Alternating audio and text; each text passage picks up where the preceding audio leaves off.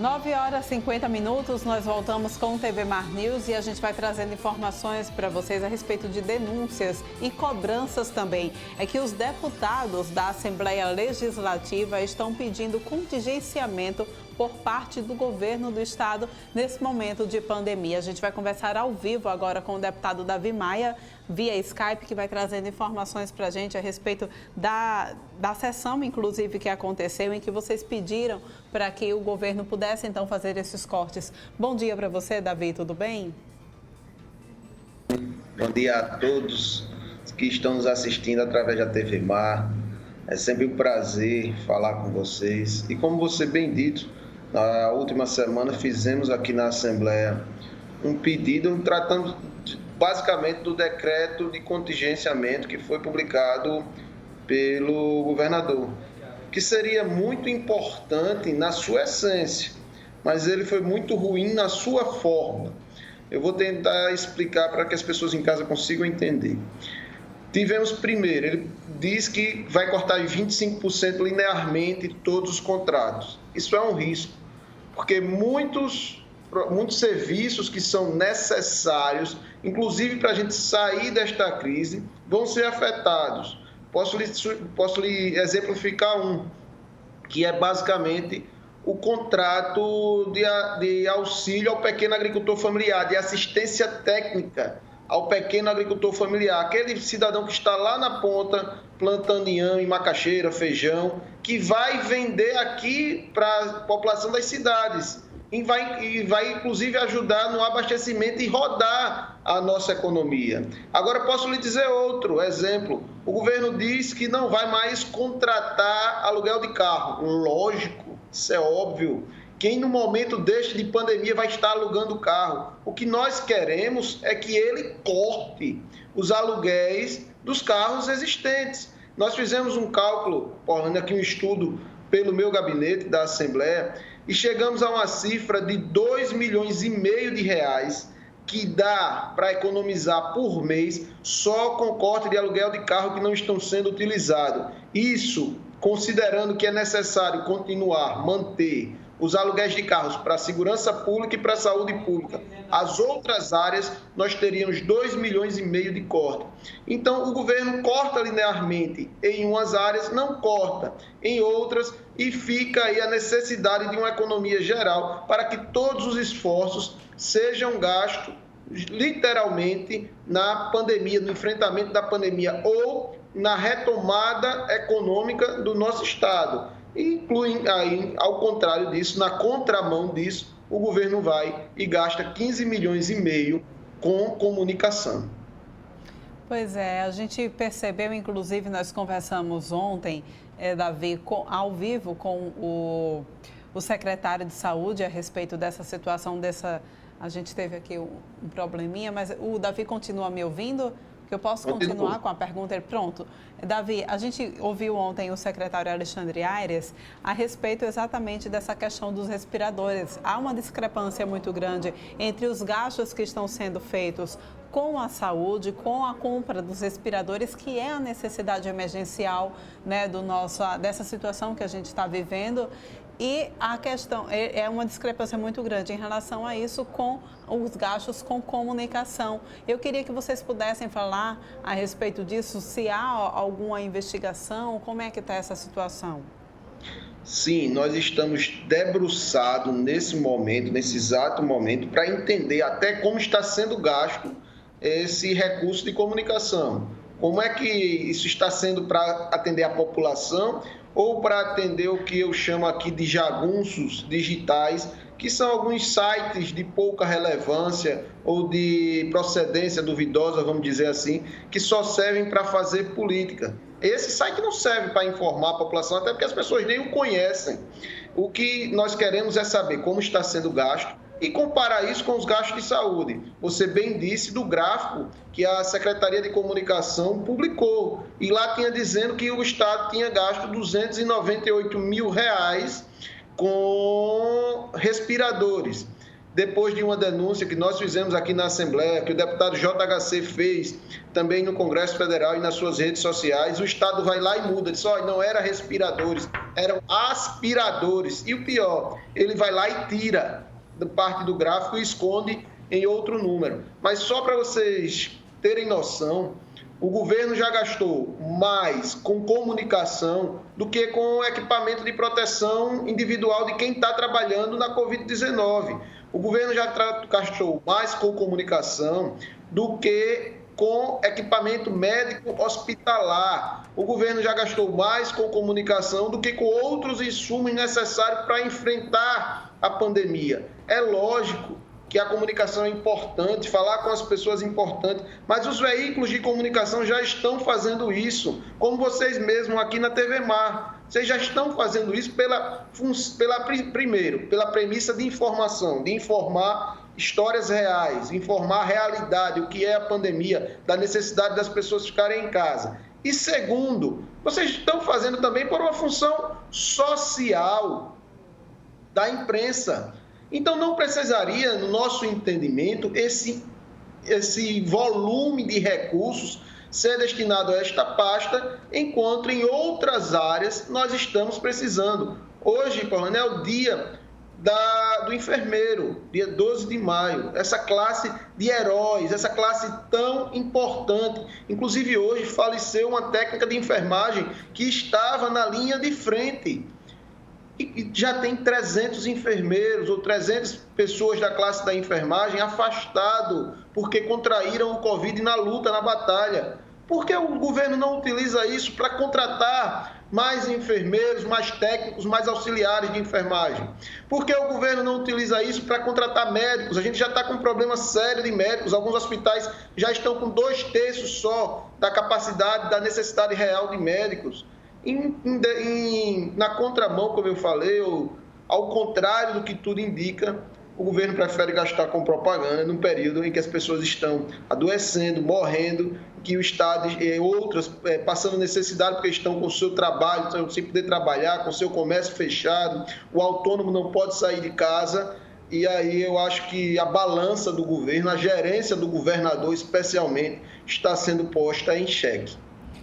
E vocês fizeram essa cobrança na Assembleia Legislativa. Quais são os próximos passos? Vocês irão protocolar algum ofício? Vão formalizar de fato essa cobrança? Como é que vai ficar, Davi? Nós já estamos com algumas denúncias protocoladas, especialmente a denúncia do LACEN, do Laboratório Central do Estado, a questão do nepotismo que existe no LACEN, a questão da lista de prioridade na realização de exames. Fizemos uma denúncia robusta, cheia de provas, com e-mails, com mensagens, com a fila, inclusive, mostrando pessoas ligadas ao governador ou ligadas à administração do Estado, que passaram na frente de pessoas que estavam na fila lá esperando, e sem caracterizar a prioridade para essas pessoas entenderem quem é que representa a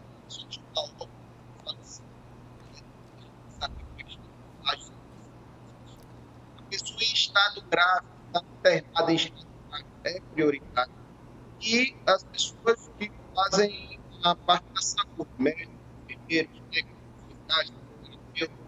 está trabalhando dia a dia. A gente está com um probleminha no seu áudio. Enquanto a gente não desconecta, Davi, a gente vai tentar resolver o problema no teu áudio. E enquanto isso, eu vou chamar um vídeo, inclusive, que é até bom que você esteja aí vendo com a gente, esse vídeo sobre a situação de caos que se encontra o HGE, né, de superlotação. E, infelizmente, a gente consegue ver nesse vídeo que a gente vai ver agora como todas as normas que deveriam estar sendo cumpridas e distanciamento social, de respeito com as pessoas, né, que estão doentes nesse momento. Olha só, a gente tem pessoas na recepção, em macas, pessoas aglomeradas, né? De fato, tem gente dormindo também. Mais adiante, a gente vai ver também pessoas dormindo. Esse vídeo, inclusive, está no portal Gazeta Web, que trouxe. Esses vídeos foram feitos no final de semana. lá no Hospital Geral do Estado, e mostra exatamente esse descaso. Nas imagens que elas também estão circulando em redes sociais, é possível perceber um problema antigo do hospital, né? Que é exatamente isso que a gente tem mostrado, essa superlotação, as pessoas sem atendimento médico. O que a gente já via que era comum acontecer, infelizmente, né? Não que seja certo, mas que já era comum acontecer essa situação de superlotação e ainda tem se agravado ainda mais por conta desse momento de pandemia. E exatamente aí onde está, é a superlotação e pandemia, quando a gente deveria ter distanciamento social, não dá para casar essas duas coisas. Não dá, Pahane. E quando você mostra imagens como essa, afeta diretamente a propaganda que o governador vinha fazendo. Quem assiste ou quem acompanha o governador nas suas redes sociais, parece que Alagoas vive em um mundo fantástico. Eu vivo dizendo aqui na Assembleia que eu queria viver nas redes sociais do governador, porque as redes sociais do governador não mostram isso que acontece no HGE. Ele fala de novos hospitais já tem 6 anos e não entregou um. Entregou uma maternidade, que é o Hospital da Mulher. E agora já anunciou a inauguração atrasada, uma inauguração que já era para ter acontecido há 2 anos atrás, do Hospital Metropolitano, que era para acontecer sexta-feira, e pela entrevista do secretário de Saúde ontem, parece que já vai ser prorrogado para outra semana, não vai ainda abrir o Hospital Metropolitano, que era para funcionar em construção de 3 turnos, de manhã, de tarde e de noite.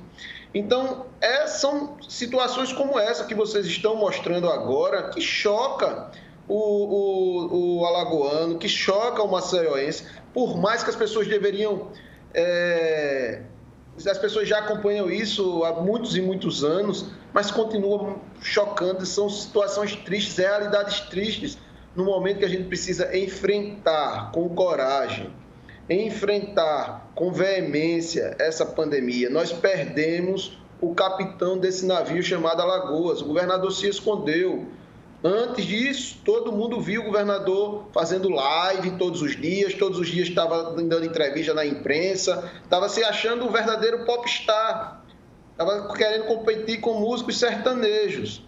Mas depois que a crise começou realmente, que a crise chegou no estado, ele simplesmente se escondeu. E é isso que a gente tem que cobrar das nossas autoridades. Tem que cobrar todos os dias do governador. A situação como essa não poderia estar acontecendo de maneira alguma. Necessitamos de abertura de novos leitos. Até agora, Orlando, nenhum novo leito foi apresentado. Davi, todos os leitos... Oi? E a gente tem percebido, né? A gente tem aqui lutado todo mundo para conseguir fazer o isolamento social, conseguir ficar em casa. E a gente aqui como meio de comunicação vem repetindo isso todos os dias, porque a principal preocupação da gente é a falta exatamente de leitos, o medo de que as pessoas adoeçam todas de uma vez e não encontrem atendimento médico exatamente pela escassez. E a gente tem dado tempo para que o governo se organize, para que o governo coloque de fato essas medidas em prática que ele vem anunciando já há tanto tempo. Nós estamos aí já há 2 meses de isolamento social, mais de 2 meses, né, de isolamento social, das pessoas com essa campanha de fique em casa, para que ele consiga ter tempo de fazer, e a gente infelizmente não vê as coisas sendo feitas. O maior exemplo disso são os hospitais de campanha. Nós ainda não temos nenhum hospital de campanha em Alagoas. 2 meses se passaram. Todos os estados do Brasil já conseguiram instalar os seus hospitais de campanha. Todos eles trouxeram respiradores. A gente ainda não recebeu, no ano de 2020, nenhum novo respirador. Nenhum novo respirador. Estão dizendo que vai chegar a 50, mas ainda vai chegar. Ainda não chegou. Nós esperamos, como você bem falou, 2 meses. A população está fazendo a sua parte, vamos dizer assim, está dando a sua contrapartida. Verdade, deveria ter mais gente em casa, mas como é que você diz para uma pessoa que está passando fome, necessidade, que fique em casa, que não vá trabalhar? Também é complicada a situação. É muito fácil também só cobrar do cidadão, mas há 2 meses nós não temos nenhum novo leito, nós não temos nenhum novo respirador no estado e o governador fica vivendo em outro mundo. Então, isso choca. Isso preocupa. E mais do que isso, Forlane, até hoje, até essa data, não foi apresentado nenhum plano de recuperação econômica do Estado.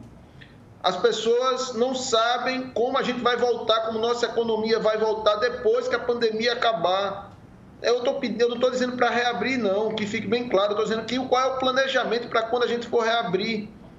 O secretário da Fazenda, o secretário de Desenvolvimento Econômico, ainda não sentaram com a classe empresarial para apresentar. Eu estou dizendo isso porque eu fui designado pela Assembleia e faço parte de um conselho que só se reuniu uma vez há mais de 30 dias.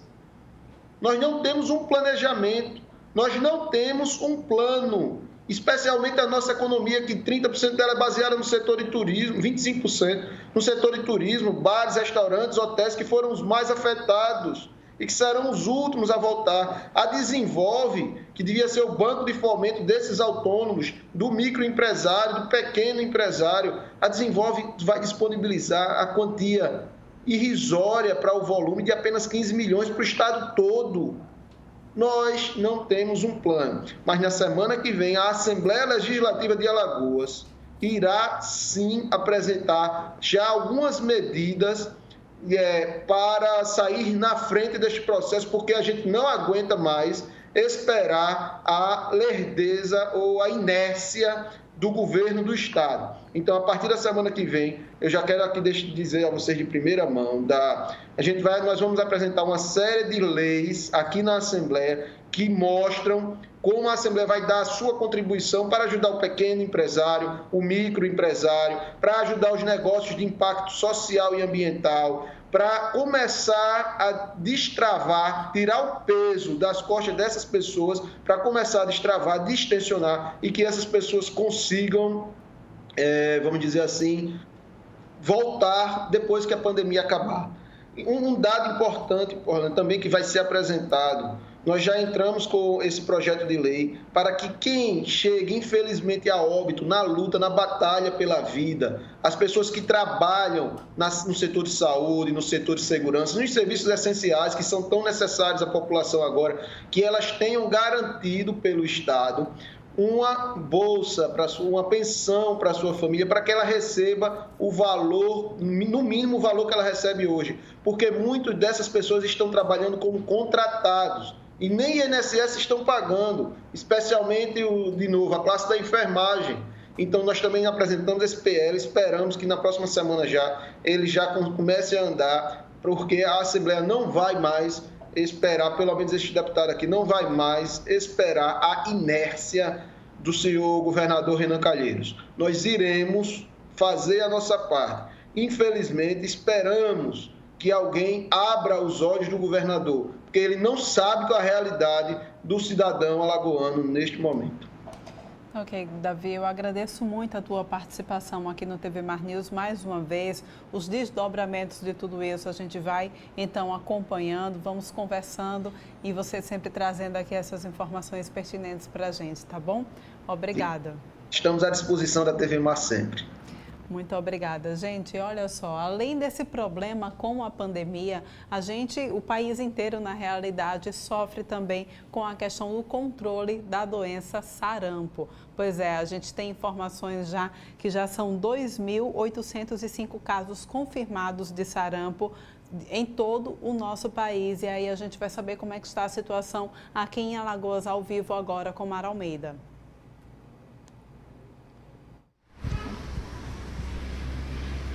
Bom dia, Forlane, mais uma vez aí para você, também que está aqui ligadinho na TV Mar. Pois é, muito está se falando, né, sobre a pandemia do novo coronavírus, mas é importante também que a gente fique bastante atento a outras doenças. E uma delas é o sarampo, que por muito tempo o Brasil, né, não apresentou um controle da doença, mas desde 2018, mais ou menos, tem voltado a apresentar alguns índices que se tornam até preocupantes. Para conversar com a gente sobre isso, eu estou agora aqui com a Alana. Alana, bom dia, seja muito bem-vinda. A Alana, que é técnica da Suvisa, não é isso, Alana? Bom dia a todos. Vamos explicar para o pessoal de casa logo o que é o sarampo? Bom, o sarampo ele é uma infecção viral que ele pode ser transmitida por gotículas, por aerosóis, mas ele é facilmente cometido, podemos combatê-lo com a vacina, né? Tá, então se a única forma de prevenção é a vacina, como é que nós estamos hoje aqui em Alagoas em relação à vacina? Todas as nossas unidades básicas, elas estão com a vacina, ela está disponível na rotina para as crianças de 12 meses e para as crianças de 15 meses com a tetraviral, que é a tríplice mais a varicela. Para as pessoas de 5 a 29 anos, nós também consideramos vacinada uma dose da vacina. E para a partir de 30 anos até os 59 anos, uma dose. Profissionais de saúde, precisa-se ter 2 doses da vacina para ser considerado vacinado. Tá. Essa vacina ela já está disponível em todas as unidades básicas de saúde, basta apenas que as pessoas elas se dirijam? Isso, a vacina está disponível em todas as unidades básicas, basta que as pessoas se dirijam, utilizem, as unidades estão preparadas, estão mantendo as medidas de segurança de acordo com a OMS. Cada município tem feito a sua estratégia específica, tem municípios que vêm adotando a estratégia de vacinação casa a casa, tem municípios que vêm adotando algumas outras estratégias, seja por divisão de microáreas, seja por vacina agendada, mas ela está disponível em toda a nossa rede de atenção básica. Como é que a gente pode falar de dados aqui em Alagoas, atualmente, né, hoje em 2020, em relação ao sarampo? A gente tem alguns dados, até repetir, Orlando, que você falou, né? Já são mais de 2.800 casos confirmados, um aumento de 18% em apenas uma semana, segundo o Ministério da Saúde. Como é que estão os casos aqui em Alagoas? Bom, aqui em Alagoas nós tivemos um aumento grande no ano de 2019. Foram 35 casos, sendo 34 confirmados por laboratório e 1 por vínculo epidemiológico. Agora, em 2019, nós notamos uma baixa no número de pessoas notificadas. Consequentemente, até o mês de maio, nós só temos 4 casos notificados, mas também devemos isso à falta de procura, né, das pessoas, muitas temerosas, né, por procurar a unidade básica, um atendimento específico. Então nós atribuímos também essa baixa na notificação também a pandemia do Covid. A gente percebe então que os dados aqui de Alagoas eles não estão acompanhando, se a gente for colocar numa balança, né, comparativamente com os dados do Brasil. Outro número também bastante interessante é que em relação aos primeiros 4 meses de 2019, havia no Brasil apenas 92 casos. E em seguida, né, a transmissão ela acelerou e ela chegou a quase 18 mil casos. E ainda há a probabilidade aí desses casos aumentarem, né? Já que nós temos mais de 3.200 registros em investigação. É importante que a população ela fique alerta a esses dados? Com certeza. É importante que a população fique alerta, pois a doença existe, está comprovada. Nós só temos a vacina como modo de prevenção. Ela está disponível na unidade básica. É importante também que se atentem a guardar o calendário de vacina, a caderneta de vacinação, que ela é por toda a vida. Também é importante dizer que Alagoas ela manteve um padrão da cobertura de menores de um ano, de 95%. Há 5 anos que a gente vem mantendo essa cobertura de acordo com o que pede o Ministério da Saúde, mas a nossa maior preocupação são nos adultos jovens, que é na faixa etária de até 49 anos, que era anterior, mas agora 59 anos, que nós estamos com mais preocupação. O sarampo pode matar, Alana? Sim, o sarampo pode matar. Nós temos hoje aqui no Brasil 19 estados que têm transmissão ativa, 5 deles concentram 96% desses dados que a gente falou aqui para vocês, né? Que é o Pará, o Rio de Janeiro, São Paulo, Paraná e Santa Catarina. O que Alagoas tem que fazer para não entrar aí nesse rol desses estados que já estão com um índice alto de transmissão ativa do sarampo? Alagoas deve ficar atenta, manter a caderneta de vacinação atualizada, procurar a unidade básica, manter a rotina da vacinação básica, ver a estratégia melhor a ser utilizada, procurar uma pessoa que não esteja no grupo de risco, manter as regras de etiqueta, utilizar máscara, ver qual é a estratégia que está se utilizando no seu município, mas não deixar de vacinar as pessoas que têm indicação. A gente está vivendo um momento em que é bastante indicado o isolamento social, né? E também, exatamente, juntamente com essa vacina tão importante do sarampo, também está acontecendo a primeira etapa, a primeira parte da terceira etapa da campanha de vacinação contra a influenza. Qual a dica para o pessoal de casa, para que caso eles se dirijam a essas unidades de saúde, como é que eles podem se comportar nesses locais? Você já falou do uso de máscara, é importante também manter um distanciamento social, se preocupar em ir poucas pessoas de uma mesma família? Exatamente. Inicialmente, para os municípios, é bom observar qual a estratégia que está sendo utilizada no seu município. Mas as regras gerais valem para todos. Utilização de máscara, higienização das mãos, manter o distanciamento social. Se possível, procurar uma pessoa para acompanhar, se for o caso, de criança de boa condição de saúde, que não tenha comorbidade, não esteja no grupo de risco e se atentar às normas de etiqueta e de segurança. Muito bem, Alana, vamos reforçar então para o pessoal de casa onde é que eles podem conferir essa vacina contra o sarampo e principalmente quais são as pessoas que devem tomar, quais são as faixas etárias. Mais uma vez relembrando, gente, a vacina ela está disponível na nossa rotina em todas as unidades básicas de saúde. A vacina se chama tríplice viral, que tem o componente de sarampo. Ela em sua rotina está disponível para as crianças de 12 meses e com 15 meses, que é com a tetra e com a varicela. A partir daí, de 5 até 59 anos. E para todos os profissionais de saúde. Muito obrigada, tá, Alana, pela sua participação aqui, pelas informações compartilhadas com a gente. Bom dia. Bom dia. É isso, tá, pessoal de casa? E é isso, Porlane. A gente está falando muito do novo coronavírus, que sim, é bastante importante que a gente fale sobre essa pandemia, mas também a gente não deve se descuidar em relação às outras doenças, tá? É muito importante que a gente fique bastante atento, mantenha o nosso cartão de vacinação em dia, atualizado, para que a gente também possa se proteger. O importante, na verdade, quando a gente tira essa história toda aí, o resumo é, vamos se proteger, tá?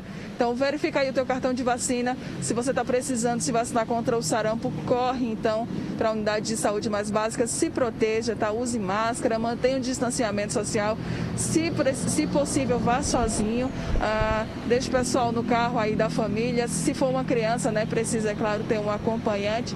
Mas tome todos os cuidados, tá, necessários para que você possa se vacinar e se proteger também dessa doença que tem aí mostrado em diversos estados aqui do nosso Brasil índices altos, que tem preocupado bastante o Ministério da Saúde por conta desse aumento. E a gente torce para que a Alagoas ela não entre nesses estados, nesse rol aí de estados e que a gente mantenha os índices aqui baixos, tá? O ideal realmente era que fosse zerado, mas que hoje, se hoje isso não é possível, que a gente mantenha pelo menos baixo. O que é importante é que você aí de casa vá se vacinar, tá? Porlane, com imagens de Márcio André, eu volto com você aí no estúdio. Muito obrigada, Mara Almeida, pelas suas informações. A gente vai agora para um rápido intervalo, mas eu volto daqui a pouquinho, não sai daí.